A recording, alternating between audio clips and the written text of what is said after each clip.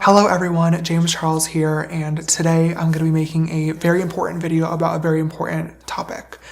As many of you guys know, about 2 years ago now, I was involved with a very public online scandal in which some fellow YouTubers made some very serious accusations against me, and within the past couple of weeks, similar accusations are being made again, and I think it's very important that I get on camera and talk to you guys honestly about what is going on.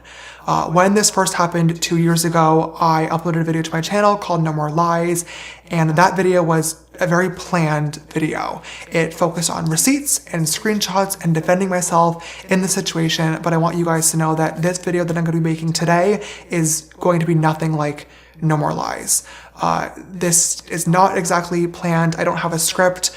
I will let you guys know that I do have just some notes in front of me of points that I want to make because this is a very, very serious topic. But today's video is going to be from the heart, and I'm going to focus on what happened, the conclusions that I've come to, and most importantly, holding myself accountable for my own actions. First and foremost, I need to say sorry. I owe a massive apology to anybody that I've hurt or anybody that I've made uncomfortable with my actions. And I also want to say I'm sorry to my friends, family, and fans that have to watch another one of these videos because you shouldn't have to, and this is really, really embarrassing. When this all started online a few weeks ago, it sparked a large conversation and many people have shared their thoughts and opinions, and I want to take some time to address literally everything in today's video. But before doing that, I want to make it really, really clear that I fully understand my actions and how they are wrong. There's no excuse for them, and I don't plan on making any in this video either, and I hope that you will choose to watch it all the way through. I also just want to make a quick note as well that I'm filming this on the night of March 31st. It is currently 12:54 in the morning. I'm alone here in the studio, and I know that when I upload this tomorrow, it is going to be April Fool's Day, which is awful timing because this video and this topic is not a joke in any way, shape, or form. And I don't want anybody to think that it is, but I also don't want to wait any longer to speak about this. I want you guys to know that this is very, very important to me, and I'm taking this very, very seriously. The last thing that I want to say before I just get into it is that I think it's important that I provide a trigger warning for this video. There's going to be topics and things talked about that are very, very sensitive to some people, and I don't want anybody to have to listen to those if they don't want to. So I'm just letting you know right now. But with all that said, I think it's time that we talk. In case anybody isn't aware of what's going on, within the past couple of weeks, 2 different people, both under the age of 18, have recently come forward saying that they had inappropriate messages with me on social media. One of them being from last year and one of them being from more recent. In both of these cases, I added these people on Snapchat, asked how old they were right away, was told that they were 18, believed them, engaged in a flirty conversation, and then later on found out that they were actually 16.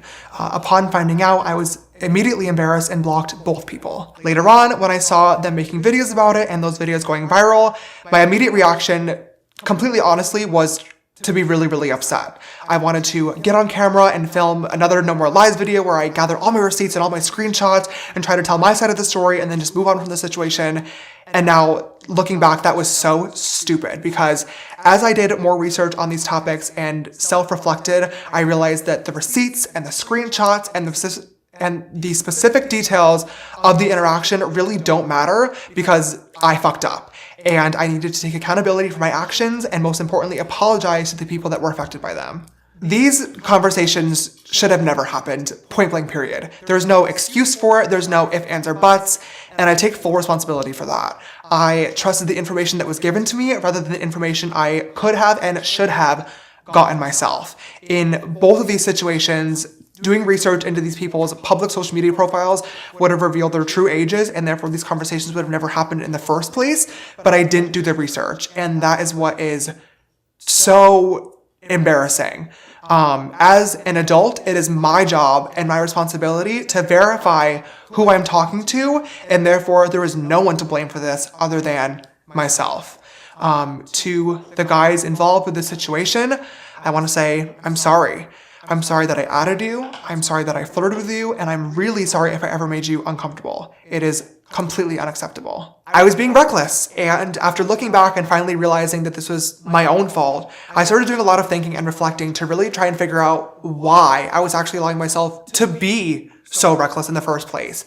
in all other areas of my life, my friends, my business, I like to think of myself as pretty put together and on top of things. And I couldn't understand why relationships were the one outlier. Why were they not working? Why was this area of me so different? And I finally came to a conclusion.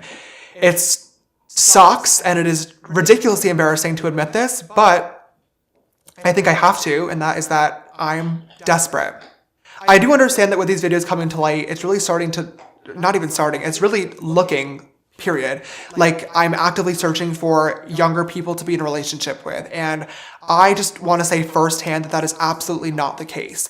My hope has always been to be in a relationship with somebody around my age or older that I can relate to and that can make me laugh. And unfortunately, I've not been able to find that person yet, but the idea of actually being in a relationship became so important to me that I was willing to trust too quickly, miss out on red flags, and most importantly, not take the precautionary measures that really anybody, but especially somebody with a public platform, should be taking before talking to anybody. And there's no excuse for that. When I've watched videos in the past of people talking about serious topics, such as this one, it's always really bothered me when people would talk about conclusions or changes that they're going to make without actually talking about how they got there in the first place. So I think it's really important that I do that in this video. I just honestly think that I owe it to you guys to kind of walk you through the reflection that I've been doing, so you know that I'm taking this seriously, how I came to terms with my desperation, and how it led me here. In 2019, my dating life became even more public than it already was when I was called out and labeled as a predator. You guys, I feel like at this point, all know the story, so I don't want to go back into details, but pretty much I had to get on camera and prove that I was being lied to. I had all the receipts to back it up, but at the time I also recognized that I definitely needed to change the way I was going about dating because clearly something was not working. And in that video, I made a vow and a promise to myself and to you guys as the audience that I would be way more careful moving forward. And that promise was not one that I kept. I'm going to be honest with you guys, at the time that I posted No More Lies, I really thought that like the only issue was kind of like the straight guys and being lied to. But I now realize that it was obviously a much deeper problem, and I really wish that at that time I had spent the time to sit down, look at myself in the mirror, and try to get to the root of the problem and understand why I was actually allowing myself to get into these situations instead of just brushing it off and saying like it's the straight guys and it's the lie. But like I said, I didn't, and as time progressed, my desire for a relationship never really went away, and I slowly started ignoring red flags again, and also ignoring my friends and the important people around me that warned me that I was going to get hurt. And to them, I also feel like I really owe an apology because I should have listened, and I feel like if I did, we probably wouldn't be here today. Looking back now and just trying to do my best to piece this all together in my head, I think that my lack of experience when it came to dating growing up, and then all of a sudden having a lot of attention from different types of men, some for good reasons and some for bad reasons, really affected me in ways that I didn't quite understand. I honestly just thought that I had really, really bad luck and that I was being taken advantage of when that wasn't the case at all. And I had the mentality that I could reach out to literally anybody and use my Explore page and For You page as a dating app. And eventually I would just happen to find the right person. But that's just not how dating works, literally at all. It's gross, it's weird, and it's desperation. I just really thought it was important to share my thought process and the conversations that I've been having with myself and professionals behind the scenes in order to help myself fully understand the situation so I could properly hold myself accountable for how I got here in the first place. When these videos started to come to light, power imbalance became a really large topic of conversation on social media, and rightfully so.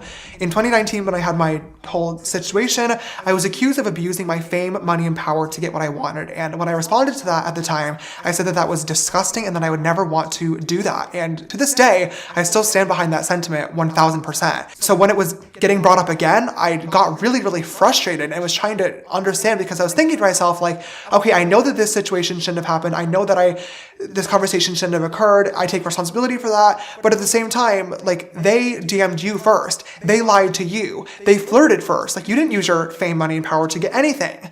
But I've now realized that that mentality is completely wrong because a power imbalance can happen even when it's not intentional.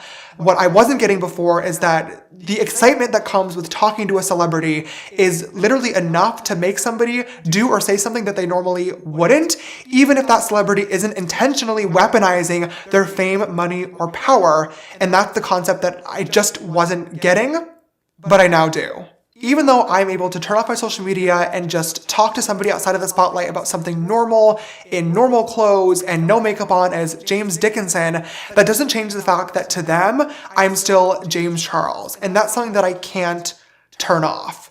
For me, having a public platform has become such a huge part of my life that at this point, it does feel normal. But I have to understand that to 99.9% of people, it's not normal and will never be normal. And that's where the power imbalance lies that I wasn't understanding. But I'm so glad that I finally do, because like I said in 2019, taking advantage of that power imbalance is something that I would never ever want to do, but unintentionally was. With this situation blowing up, there are a lot of people speaking about this online, whether it be sharing their opinions, arguing back and forth, or most importantly, holding me accountable for my actions. I understand that posting this video today is not going to stop those conversations, but is going to spark more of them. And that's something that I am completely okay with, because I really feel like these are topics that we need to be speaking about a lot more. I also want to make it clear too that through uploading this video today, my hope and my expectations are not to press post and then forget about it and move on and wash my hands as if nothing happened, because something did happen. And what happened was not okay. And I don't want to just forget about it. I should have been more careful in every single way when it comes to the ways that I was looking for a relationship. I didn't do the proper research, and for that, I'm once again ashamed and embarrassed. I can't take it back as much as I wish that I could, but I'm really, really glad that I now fully understand the situation, so I'm able to do better in the future, and I really hope to show that to you guys. I'm a firm believer that when scandals or situations like this happen, you can get on camera and upload an apology video where you say sorry a million times all day long, but the only way to actually show and prove that you are sorry is through action and change. And I'm going to change. This whole situation has been so embarrassing and I'm ashamed, but like I said, I'm now educated and fully understand what went on. And I'm making a promise to all of you right now on camera that I will be way more careful moving forward with every single person that I speak to. My For You page and Explore page are not dating apps, and I will stop treating them as if they are. I also have already started asking for proper identification from every single guy that has either reached out or that I was speaking to, and will continue doing so for the rest of time. I now understand the root of the problem. I understand how and why I, and only I, caused myself to get into this situation. I understand that this could have and should have been easily avoided, and I also understand that I need to be aware of my platform at all times. I didn't understand how a situation like this could affect the people involved, but now I do. And for that, to the victims, I am so, so sorry. And I promise that something like this will never, ever happen again.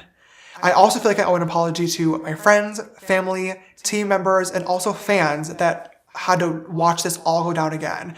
To all of you guys, I once again wish that I had listened earlier on.